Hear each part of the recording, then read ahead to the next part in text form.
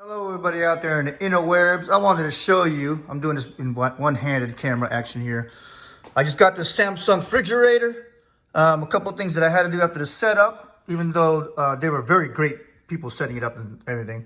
I had to take this piece off. It actually says remove on there, all right? And that's the stopper. And then let me try and get the shot in here with you.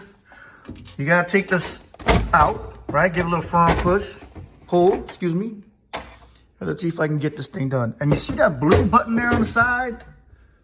Right here? That blue button right there. You gotta press that until it beeps. And then your ice maker, you start hearing the water go into the dispenser and it'll start coming down. Hope that makes sense.